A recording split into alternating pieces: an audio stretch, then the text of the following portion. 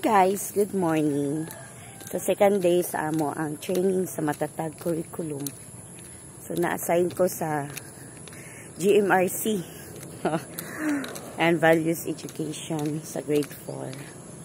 So this is my outfit for today.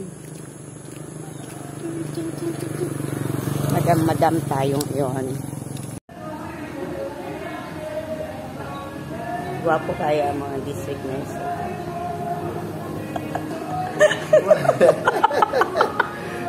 Ilan man? 30 over 90. Wala, always. At ang aking tagumpay, tagumpay ng aking lahi, tagumpay ng aking lipi, ang tanging minimiki at hinahangad. Hangat ko'y tagumpay natin lahat. Is the learning competencies aligned with the learning competencies? So, kahapon, tinalakay natin. Now, director na nila, oh. Nalagay props. Ako sa ngayon, ha? Okay. So, kami ang unang grupo na mag-present sa aming hula-hula. Okay, so... Walay sound sa... Walay sound? Walay sound. Sige. One,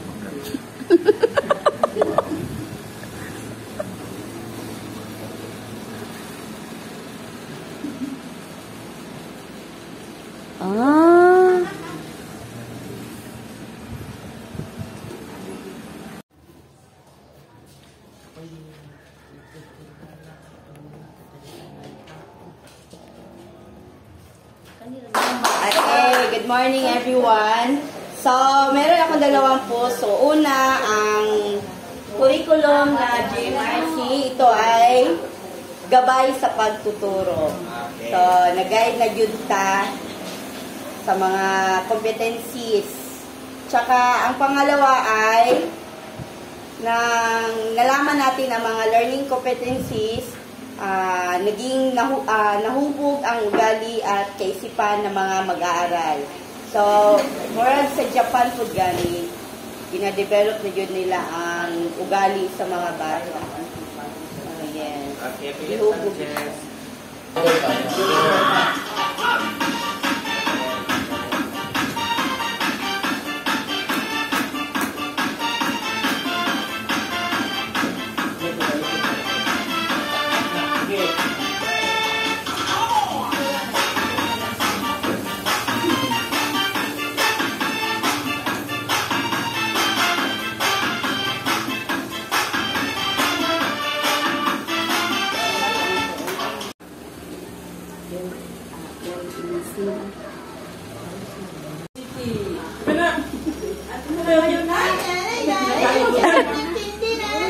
Okay, ayun yan. Napagandang ganawin.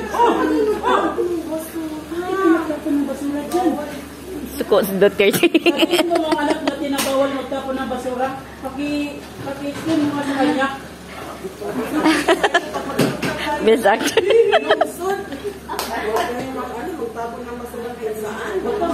Alam mo anak, huwag ka magtapon ng basura kahit saan. Kasi kahit kunti lang yan, pag nakita yan ng maraming tao, gagayahin ka nila. Dahil sa palagay nila, ay tama ang ginagawa mo. Kaya pulutin mo ang basura. Ilagay ang basura, ilagay mo sa bulsa. Ilagay mo yan sa bulsa.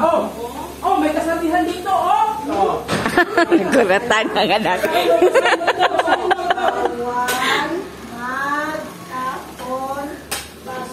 Dito. Kapag kahusay naman pala, galing pala ng pagpuno. Okay. Ako na sa kita. Thanks.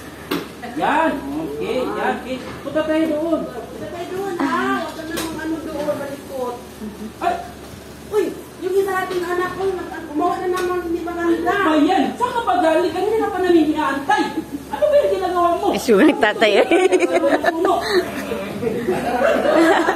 Alam mo ba anak, kapag ang puno na yan ay iyong sinira, sa syudad, walang puno na nakalagay sa sentro. Kaya alagaan natin yan. Dahil yan na lang puno ang nagbibigay sa atin ng preskong hangin. Ha? Kaya huwag kang gagawa ng anumaya sa puno na yan. Oh, may nakasulat dito, oh. Bawal putulin ang punong kahoy. Bakit ko pinuputol yan? Ginoo. Hindi ka dapat puputol ng kahoy. Dahil ang punong kahoy nagbibigay sa atin ng preskong hangin. Marunong ka bang magtanim? Hindi, magpaputol lang.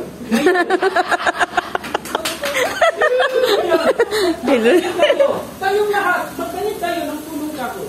Halika, dito, may mga tanim. Oh, tanim mo ito. Magtanim tayo. Tanim. Okay, yan.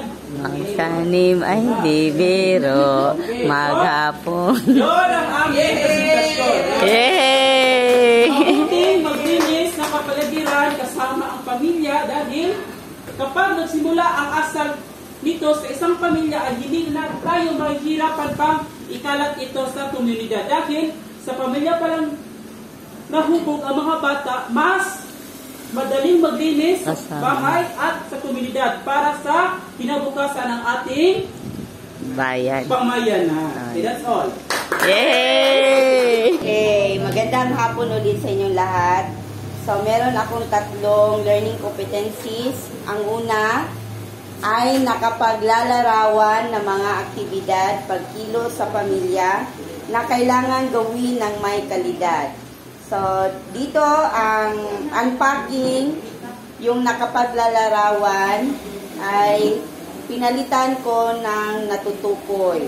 Okay, So, lisod mangod ngayon siya maglarawan. Itukoy muna. Itukoy muna. Itukoy. Natutukoy ang mga aktibidad, pagkilos sa pamilya na kailangan gawin ng may kalidad. Pangalawa, na ipaliliwanag na ang pagtupad sa mga gawain ay nakapagpapaunlad ng sarili at ugnayan sa pamilya. So, sa naipaliliwanag, sa unpacking ay pinalitan ko ng naipapahayag. Okay, pwede. Ang pagtupad sa mga gawain ay nakapagpapaunlad ng sarili at ugnayan sa pamilya. Very good. At pangatlo ay nailalapat ang mga gawain sa pamilya na kailangan gawin ng may kalidad. So, ang salitang nailalapat ay pinalitan ko na naisa sa gawa ang mga gawain sa pamilya na kailangan gawin ng may kalidad. So, Okay, yun lang bigyan po. natin ng 5 bagsak.